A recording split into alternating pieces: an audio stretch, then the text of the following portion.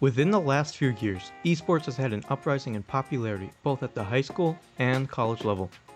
UW River Falls has hopped aboard this ship and has built an esports lab as well as growing an esports club in the past 2 semesters. Dylan Gentilcore has come from Carmel, Indiana with experience as a head esports coach to create a varsity team ready to take on other collegiate teams across the nation starting fall of 2023.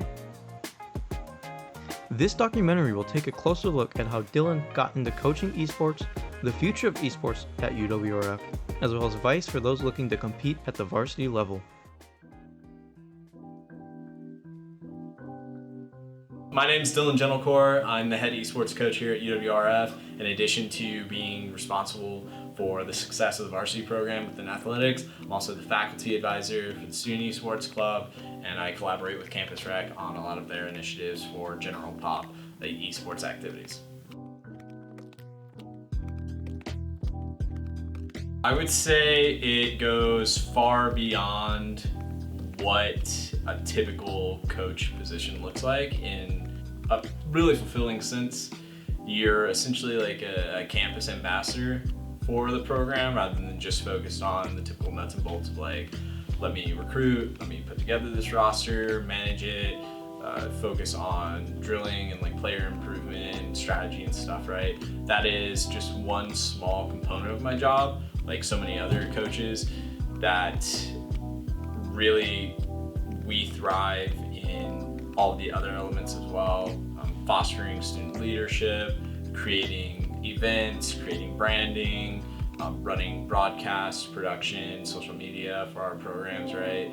So you have to wear a lot of different hats. It's a multifaceted position, but I think that it has a lot of creative outlets for people. And for someone like myself who originally got into like theater and stuff in my undergrad, it is a great interdisciplinary meshing between sort of live production, recorded production, and then also competition. I came to River Falls because I think people really matter more than anything else. I can go to a place, get good computers, find good players, right? There are a lot of things that you can just like build on the fly. When it comes to institutionally though, the type of atmosphere, culture, the staff that's already there that you're gonna have to work with, and the landscape has a ton of potential. People underestimate how in esports, it doesn't really matter if your program is established, doesn't matter if you're a huge university or not.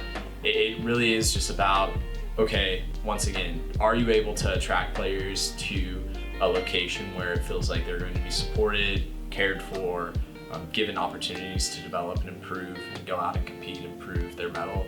And I think we're in a really good position for that, not only from what the university stands for from a values perspective, but geographically being so close to the Twin Cities. To be next to a major metropolitan area that already has some existing esports brands and a lot of talent in the high school scene to pull from really helps on that front. I've been playing games for as long as I can remember. It's been one of my primary hobbies my whole life. I never really had the opportunity to pursue it as anything other than a hobby. I decided to pursue teaching, and I got my master's in teaching. And after getting hired at Carmel High School in Carmel, Indiana, it's a really large school, around 5,500 students, I got experience coaching their debate program in that first year. Second year, I saw that esports was becoming a more realistic endeavor in the high school space. So I went back year 2 of teaching and reconnected with some students I had had in class. One of them was like a global elite CSGO player, another one was a legend Hearthstone player, and the 3 of us worked together to start our initial program, and then from there just kind of continued to grow, and we got results really early on. We won a national championship in Hearthstone our very first semester. So yeah, that initial start just really came from a desire. Love gaming, love games like League of Legends specifically. I've played that a lot.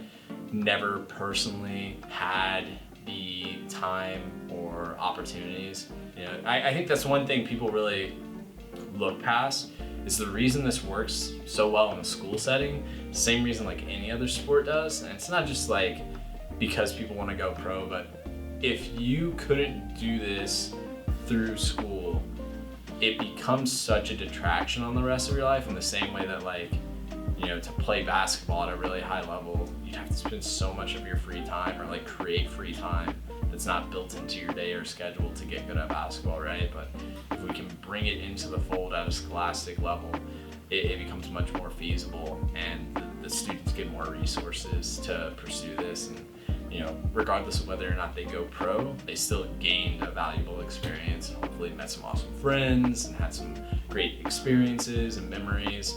So that's really what it comes from, just this desire to give people something really valuable to do. You know, simply put, I want to make sure that we have a really competitive program. That means I want to bring players from around the country here. I want to make sure that locally we have an investment in players, talent, right? That students who want to take this seriously in the Minnesota and the Wisconsin area feel like this is a great location for them. Part of that comes down to the way that we fund the program. Right now we have a great budget in general for facilitating operations, but I want to extend that and find ways to create scholarship opportunities for students.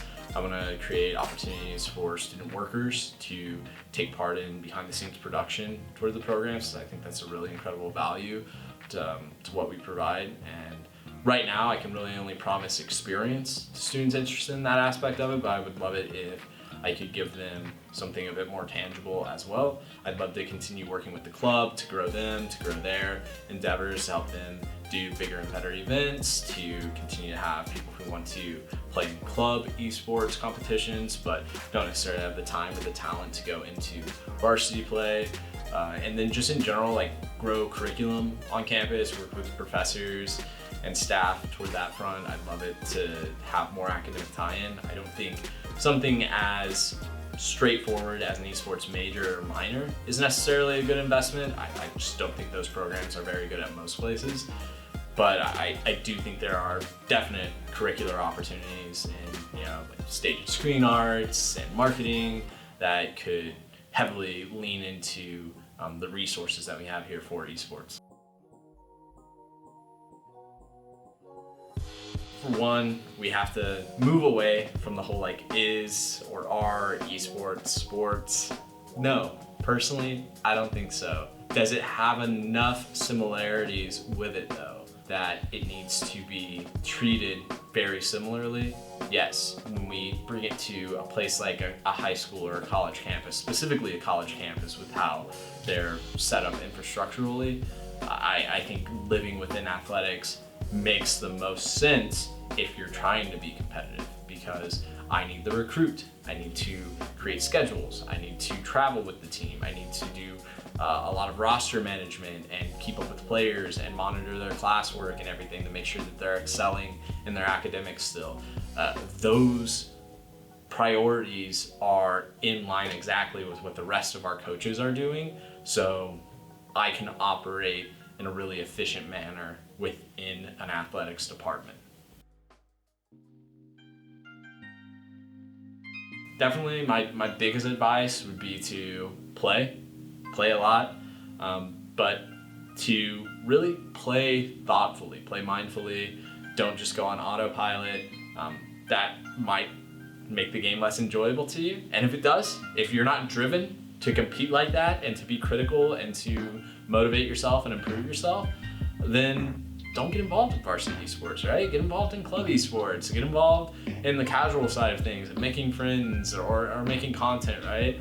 And I think you'll find more fulfillment in there. But if you think you have like a competitive itch, you know, you wake up every day and you have like this desire, you know, someone like me, I really do, and I have a desire to try and prove myself, and I don't know if it's to me or someone else, right? But if you wake up with that desire, you gotta put in the time, put in the effort. And the great thing about esports that I love is that you can see it pay off. You see yourself get better, you see yourself make those climbs, and eventually you'll get to wherever you deserve to be, and that may be on a collegiate roster.